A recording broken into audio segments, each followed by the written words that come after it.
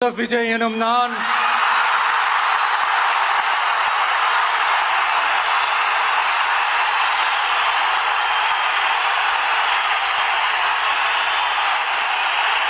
சட்டப்படி அமைக்கப்பெற்ற இந்திய அரசியல் அமைப்பின்பால் உண்மையான நம்பிக்கையும் மாறா பற்றும் கொண்டிருப்பேன் என்றும் இந்திய நாட்டின் ஒப்பில்லாத முழு முதல் ஆட்சியையும் ஒருமையையும் நிலைநிறுத்துவேன் என்றும்